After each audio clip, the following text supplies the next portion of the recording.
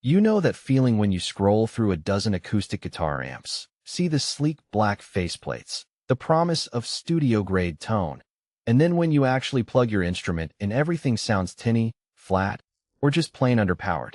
I've been there more than once, and that's why I'm doing this deep dive before you click Add to Cart. Link is in the description if you want to check the product details on Amazon. The Taylor Circa 74 is a 150-watt, 10-inch solid-state combo that Taylor markets as a plug-and-play solution for acoustic players who need a little extra punch. At first glance, the amp looks like any other mid-range acoustic combo. A single speaker, a simple 3-band EQ, a reverb knob, and a 2-channel selector. What matters most, though, is how those controls translate into real-world use, whether you're rehearsing in a bedroom, doing a small coffeehouse set, or trying to capture a clean signal for a home recording. Let's start with the numbers that actually matter to a guitarist. The 150-watt rating sounds impressive, but keep in mind that this is a solid-state design. Unlike a tube amp that can produce that warm breakup as you push the gain, a solid-state amp stays clean until you crank it past the point where the speaker itself starts to distort. In practice, that means you get a lot of headroom for clean acoustic tones, which is perfect if you want a pristine sound for fingerstyle or vocal accompaniment. On the flip side, if you're after that natural sweet spot where the amp adds a little color, you'll find the Circa 74 a bit sterile. The built-in 3-band EQ is straightforward: bass, mid, treble. I tested the range by playing a Taylor 214C with both bright, crisp strings and a mellower, older set. Turning the bass up just a notch gave the low end enough body to fill a small room without getting mushy, while the mids helped the instrument cut through the mix when I added a vocal mic into the second channel.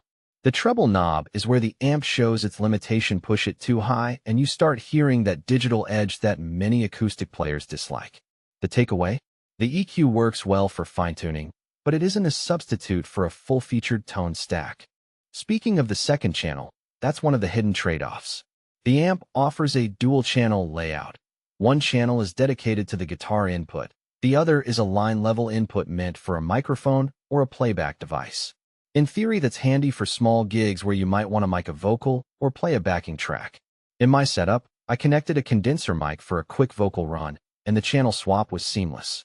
However, the channel does not have its own independent EQ or reverb settings, so whatever tone you dial in for the guitar also applies to the mic.